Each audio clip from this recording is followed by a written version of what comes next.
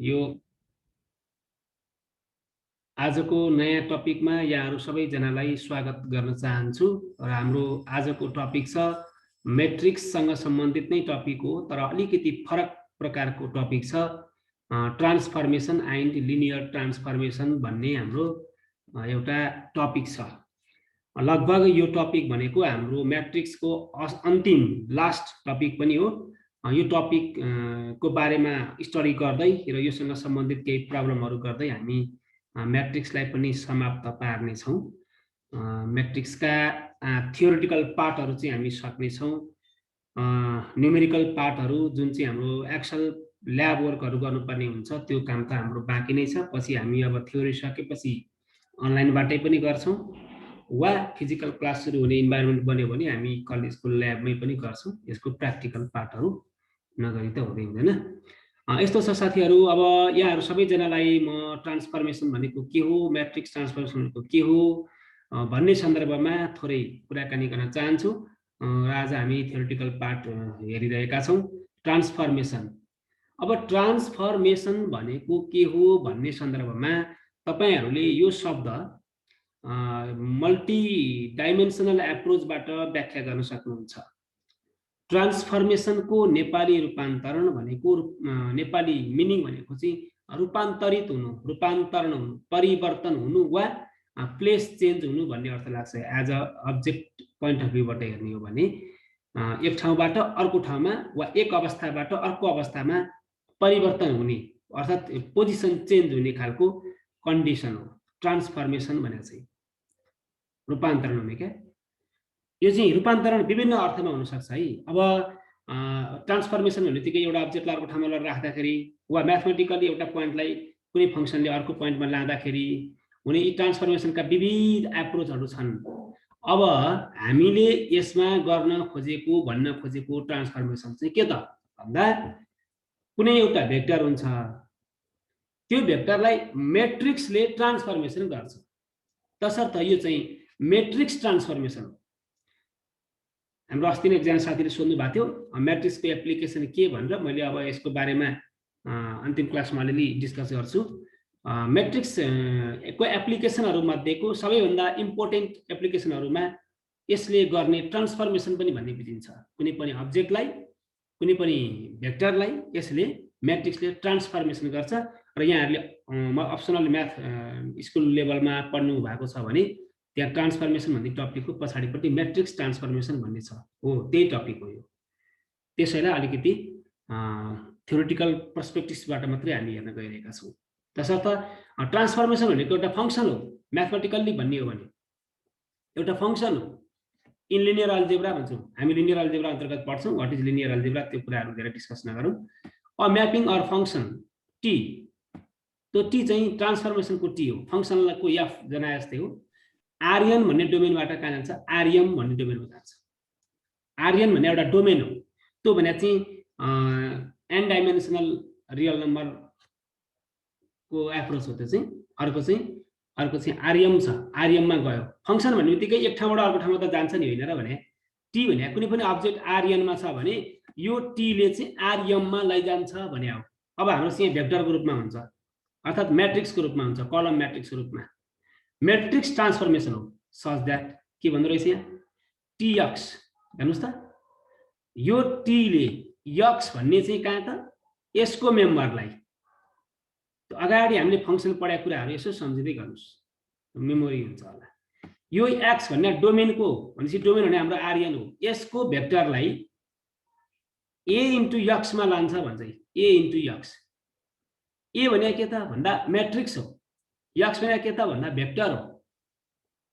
कस्तो भेक्टर भन्दा यस्तो भेक्टर, एक्स भने यस्तो प्रकारको कलम भेक्टरलाई यस्तो प्रकारको स्क्वायर मैट्रिक्सले वा कुनै पनि प्रकारको मैट्रिक्सले जुन चाहिँ मल्टिप्लाई हुन सक्छ, ए इन्टु एक्स चाहिँ मल्टिप्लाई हुन सक्ने कन्फर्मेबल भयो भने हामी त्यसलाई जुनसुकै मैट्रिक्स मान्न सक्छौँ। यहाँ चाहिँ यो प्रकारको मैट्रिक्स दिएको छ भनेपछि यहाँ हेर्नुस् त, यो मैट्रिक्सलाई ट्रान्सफर्मेसन गर्ने भने पोजिसन चेन्ज गरिदिने भनेको तपाईहरुलाई अलिकति गाह्रो महसुस भयो कि जस्तो लाग्छ। म अलिकति सरल भाषामा भन्छु, धेरै कुरो नबुझ्नु होला। ट्रान्सफर्मेसन भनेको एउटा फंक्सन हो। फंक्सन भनेदेखि तपाईहरुलाई थाहा छ, अगाडि फंक्सन पनि पढ्यौं। त्यसको डोमेन हुन्छ, रेन्ज हुन्छ। त्यसको डोमेनलाई उतापट्टि डी, रेन्जलाई आर भन्ने चलन थियो। यहाँ चाहिँ अब आरएन भने, किनभने हाम्रो यो कुन अर्डरको भेक्टर हुन्छ भन्ने थाहा छैन नि त। एउटा मात्रै छ भने आर1 हो, आर1 यो दुईटा छ भने आर2 भन्न खोज्या हो, तीनटा छ भने आर3 भन्न खोज्या हो। यो जो कुन अर्डरमा गइरहेछ त्यही अर्डर भन्न खोज्या हो। त्यस्तै उतापट्टि जान्छ अर्को एउटा फंक्सन जसले आरएन का मेम्बरलाई आरएम मा लान्छ। कसरी लान्छ भन्दा डेफिनेसन यो हो, टी भन्ने फंक्सनले एक्स भन्ने आरएन को भेक्टर, यो प्रकारको भेक्टरलाई म्याट्रिक्समा, यो म्याट्रिक्सले मल्टिप्लाई गरेर अर्कै पोजिसनमा लान्छ, अर्कै फर्ममा लान्छ भन्न खोज्या हो। अरु केही होइन, it is just a matrix transformation. It is just a matrix transformation. यो तपाईहरुले एक्जाम्पलबाट गर्दा धेरै सजिलोसँग बुझ्नुहुन्छ। हामी एक्जाम्पल भोलि खतम बनाउँछौं सबै, अनि झन् सजिलो हुन्छ, बुझिन्छ नि। यहाँ चाहिँ के बुझ्नुस्, कुनै पनि फंक्सनले कुनै पनि भेक्टरलाई, यो प्रकारको भेक्टरलाई यो प्रकारको म्याट्रिक्सले अर्को प्रकारको म्याट्रिक्समा लिएर जान्छ भन्ने सम्ममा तपाईहरुले बुझ्नु भएको हुन्छ। यसलाई अझै हामी क्लियर पारौं। के त भन्दा in linear transformation T RN is called domain. यो त्यही भने यो टी, यो फंक्सनमा हाम्रो टी भन्ने फंक्सनले आरएन का मेम्बरलाई आरएम मा लाग्यो। यो प्रकारले फंक्सनको डेफिनेसन चाहिँ यो छ भने यो चाहिँ डोमेन हो। यो चाहिँ डोमेन अफ ट्रान्सफर्मेसन फंक्सन। यो चाहिँ कोडोमेन हो, कोडोमेन। अनि आरएन का मेम्बरहरु जुन जुनमा जान्छन् त्यसलाई चाहिँ हामी रेन्ज भन्छौं भनेका छौं हामीले। तपाईहरुलाई what is domain, what is range, what is codomain, यसको बारेमा तपाईहरुले अगाडि फंक्सन पढ्दा डिटेलमा बुझ्नु भएको छ। त्यसैले अलिकति फर्म चेन्ज मात्रै गरे हो। आरएन चाहिँ कोडोमेन हो, अनि द सेट अफ इमेजेस, इमेजहरुलाई चाहिँ हामी रेन्ज भन्छौं भन्ने कुरा तपाईहरु भुक्तभोगी हुनुहुन्छ यसमा, मलाई थाहा छ। अब अलिकति क्लियरिफाई गर्नको लागि यहाँ पोइन्ट्स टु बी रिमेम्बर्ड भनेको छ।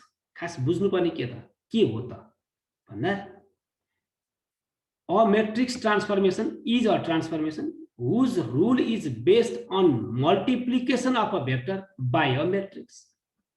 Multiplication of a vector by a matrix, त्यति हो। अब त कति मजा है, त्यो अगाडि तपाईले म्याट्रिक्सको मल्टिप्लिकेसन पनि पढ्नु भएको छ।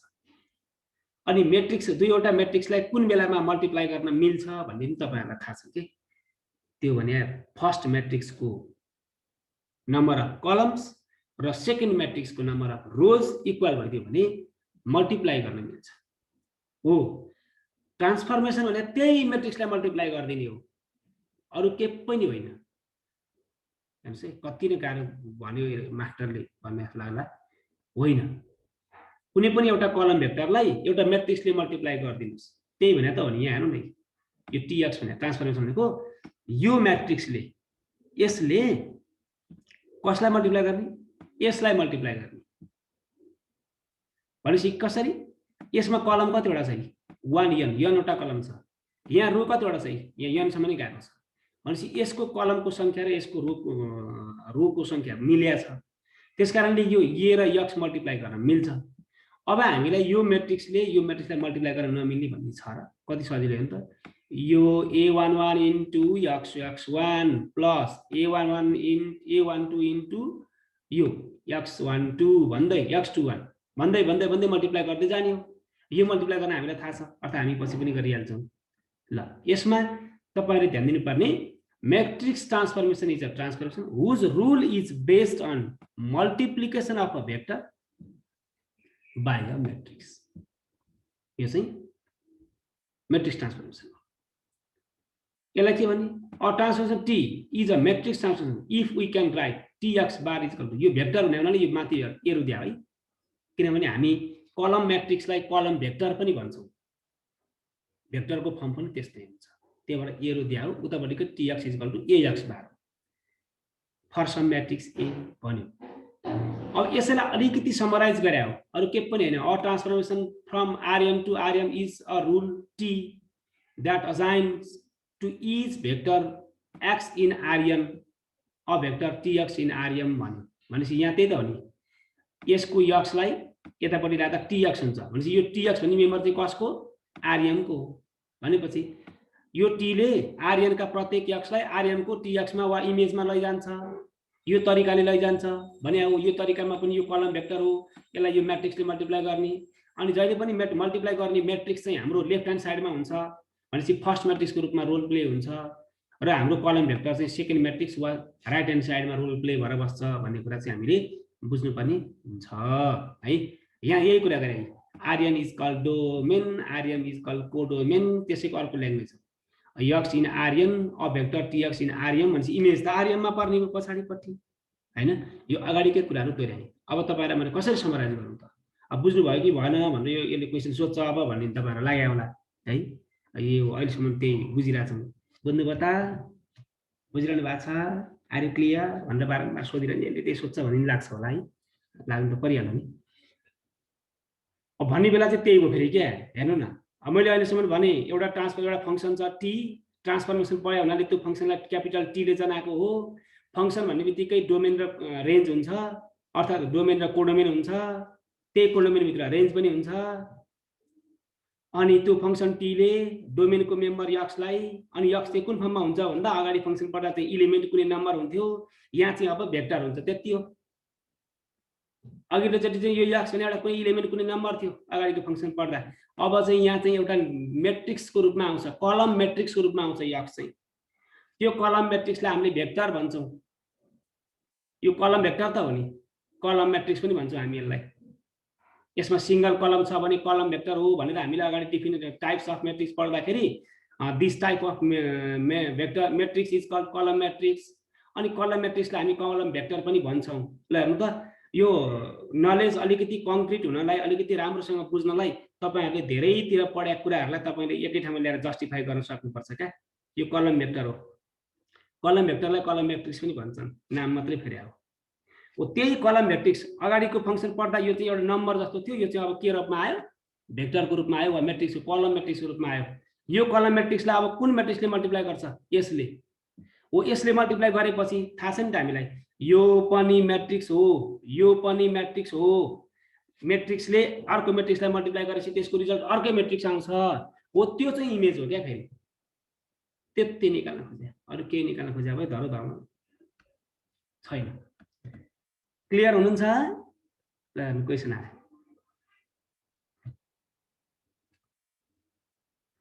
सबैजना क्लियर हुनुहुन्छ साथीहरु?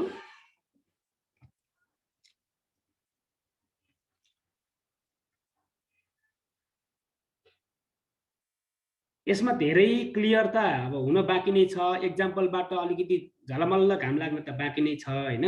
जोस यो खालको सेन्स रहेछ भन्ने खालको कुराहरु बुझिरहनु भएको छ होला हैन? भन्नुस् त।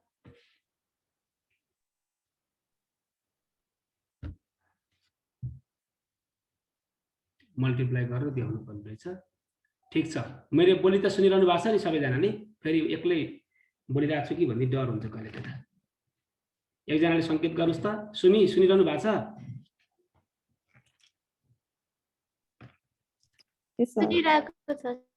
हो त, म त एक्लै बोले कि भन्ला यहाँ एक्लै पर पर पर पर पर बोले कि भन्ने डर के कहिले डर लाग्छ। ल ठीक छ, अब हेर्दै जाउँ। तपाईहरुलाई क्लियर नपाएर भिजुअलाइज नगराइकन त म यो टपिकै सक्दिनँ नि। यो थ्योरेटिकलमा चाहिँ के हुन्छ भने theoretical part is the backbone of numerical part के। तपाईले गर्नुभएका सम्पूर्ण न्यूमेरिकल पार्ट, यहाँ म्याथमा मात्रै हैन, जुनसुकै सब्जेक्टमा तपाई if you are doing some kind of numerical example or practical example, it should be guided by its theoretical guidelines. थ्योरीबाट गाइड हुनै पर्छ। थ्योरीबाट सटिस्फाई भएर पनि प्र्याक्टिकल हुँदै हुँदैन हो। त्यही थ्योरीलाई अलिकति गाइड गर्न खोजे मात्रै हो।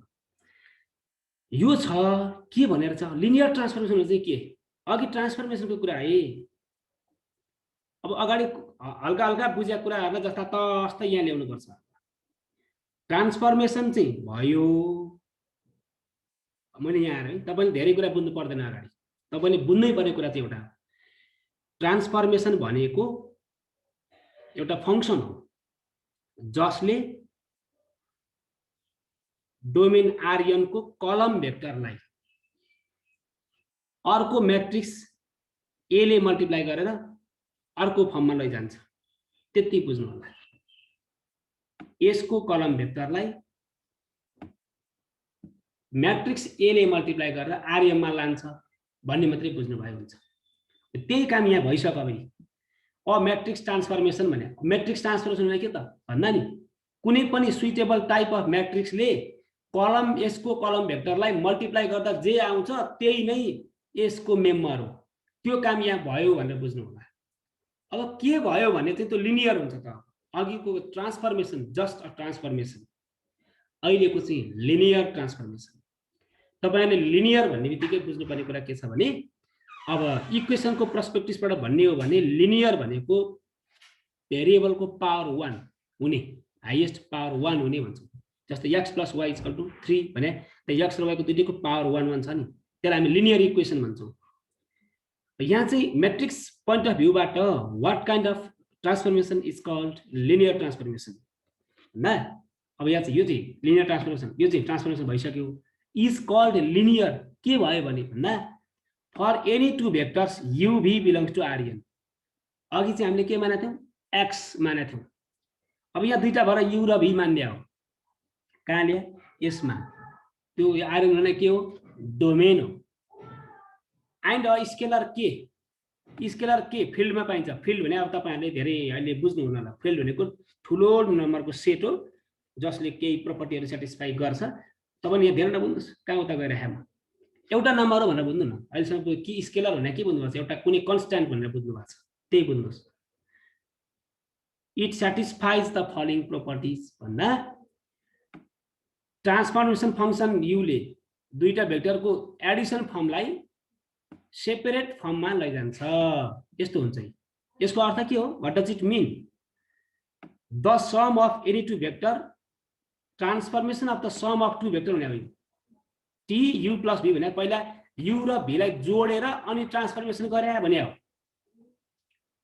Transformation of the sum of u and v is equal to the sum of transformation of u and v हो। फेरि यो चाहिँ के हो नि u लाई पहिला ट्रान्सफर्मेसन गरे v लाई पछि ट्रान्सफर्मेसन गरे।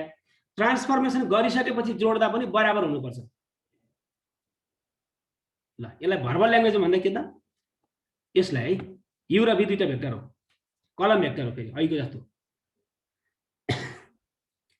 कुनै पनि दुईटा भेक्टरलाई जोडेर ट्रान्सफर्मेसन गर्दा र सुरुमै भेक्टरहरुको ट्रान्सफर्मेसन गरेर पछि जोड्दा आउने भ्यालु एउटै भयो भने त्यो ट्रान्सफर्मेसनलाई हामी लिनियर ट्रान्सफर्मेसन भन्छौँ।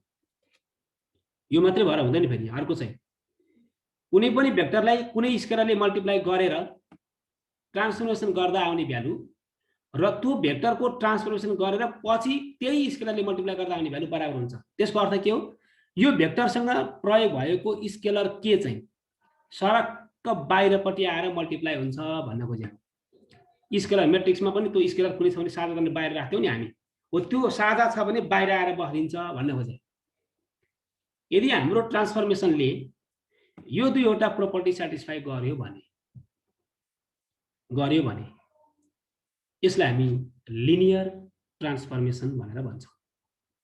लिनियर ट्रान्सफर्मेसन अहिलेसम्म धेरै छर्लङ्गै भयो। मैले सबै बुझ्नुपर्ने भनेर अलिकति त्यसरी नसोच्नु होला किनकि थ्योरिटिकल पार्ट हो। यसलाई एक्जाम्पलबाट भेरिफाई गराउँछु मैले। अब आज नभए नि भोलि त हामी एक्जाम्पलमा जाने हो।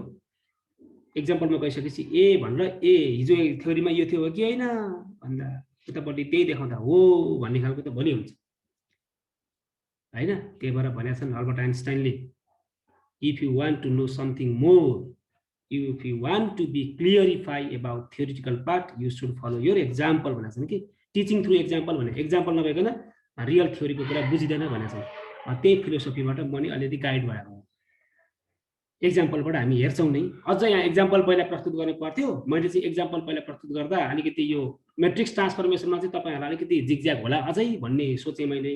त्यही भएर यो फर्मुलाको एप्रोचबाट सट्ट पहिला भन्छु त्यसपछि एक्जाम्पलमा जान्छु फेरि एक्जाम्पलबाट ब्याक भएर थ्योरिटिकल पार्टमा लिङ्क गराउँछु भन्ने अपेक्षाले म अगाडि बढाएको छु। अनि लिनियर ट्रान्सफर्मेसनलाई यसलाई एउटा तरिकाले डिफाइन गर्न सकियो साथीहरु। अर्को तरिकाले नि लेख्न सकिन्छ। अर्थात् यहाँ माथि कतिवटा कन्डिसन छ? दुईटा कन्डिसन छ। कतिवटा कन्डिसन भनेर त्यहाँ दुईटा देखेकै छ र पनि म सोध्छु के कस्तो है, कतिवटा कन्डिसन छ? दुईटा छ। 1 र 2 लेखेकै छ, किन सोधिरहेको होला है? तै पनि सोध्छ अरे के टिचरले के गर्दैन थाहा छ? टिचर भने त्यस्तो व्यक्ति हो रे जसले आफूले आउने मात्रै कुरा सोध्छन्, तर टिचरभन्दा बाहेक अरूले चाहिँ नआउने कुरा सोध्छन् क्या। टिचरभन्दा बाहेकले चाहिँ नआउने कुरा सोध्छन् अरूले।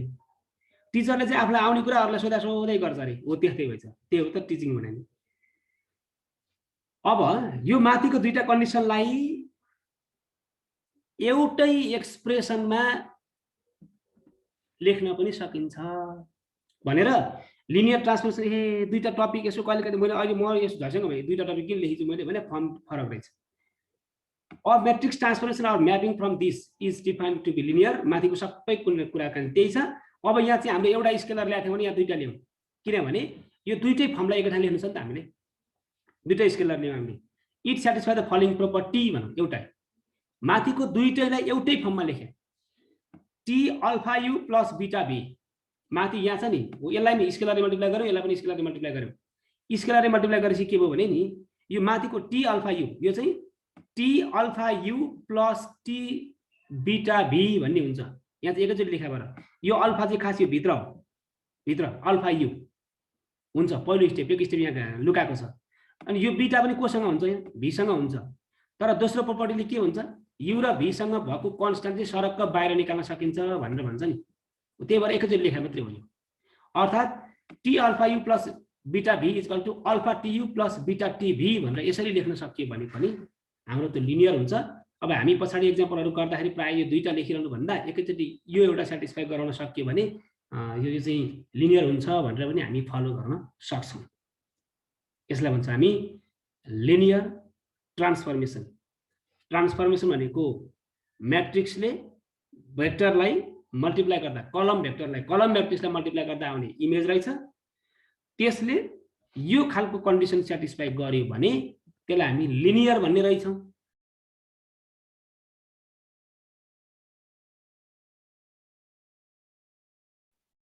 के भयो सर? सरको बत्ती गई क्या?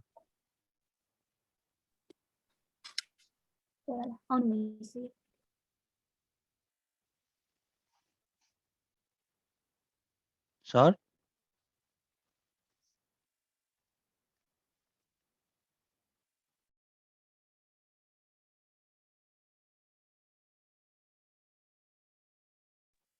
हेलो साथीहरु सुन्नु भएको छ? भर्खरै सुन्यो। योभन्दा अगाडि पनि सुन्नु भएको थियो है? एकछिन रोकिएपछि अगाडि सुन्नु भएको थियो नि? अगाडि त सुनेको थियो। त्यही त यहाँ अनस्टेबल भन्यो फ्याक्टर गयो फेरि आइहाल्यो लाइन। इन्टरनेट नेटवर्क के हो यो अनस्टेबल भनिरहेछ क्या। हिजो आज अलिक बढी प्रब्लम भएछ, त्यही भएर साथीहरूलाई इन्टरनेट समस्या आएको भनेर यसो लेख्नु भएको छ। त्यो हो नै। ल यो भयो लिनियरको कुरा। अब यसको बारेमा हामी जस्टिफाई छलफल त गरिहाल्छौँ। अब अर्थोगोनल म्याट्रिक्स छ साथीहरू यहाँ एउटा। तपाईको के अर्थ आइरहेछ? हो त्यही नेट अनस्टेबल भनेर यहाँ देखाइरहेछ। आज अलिक बढी नै प्रब्लम देखिरहेछ, त्यही भएर होला। अहिले के छ सुन्नु भएको छ हजुरहरूले? होला अहिले सुन्नु भएको छ नि? सुनिरहेको छ सर। ल orthogonal matrix. Now we are going to discuss about orthogonal matrix and what kind of matrix is said to be orthogonal. यो orthogonal matrix कति रमाइलो टपिक छ क्या। यो मजा आउँछ पढ्न। तपाईहरुले अगाडि एउटा साथीहरु इन्टरनेटले अलि दुःख दिइराछ है। सुन्नु भएको छ? निन्द्रामा छ क्या दावा? It's your time, man. Hello हजुर सर। अर्कै आइरहेछ। हो त्यो इन्टरनेट कनेक्सन यहाँ हेर्नु न, यो इन्टरनेट कनेक्सन अनस्टेबल भनिरहेछ हैन? हो त्यो भएर गइरहेछ कि आज अलि प्रब्लम छ। तर अब त्यो टाइम पनि छैन भोलि गरौँ। हो त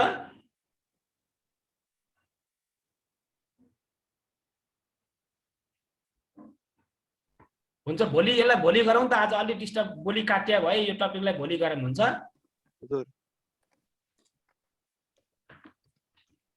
टाइम पनि धेरै छैन ल यसलाई भोलि गरौँ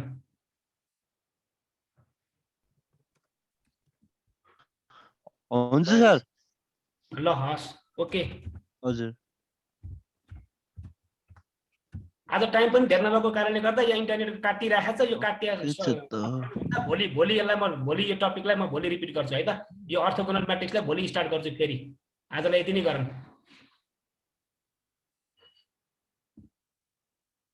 हस् सर हस् हस् थ्याङ्क यू एभ्रीबडी हस् सर कति रहेछ काटिरहेछ पुरा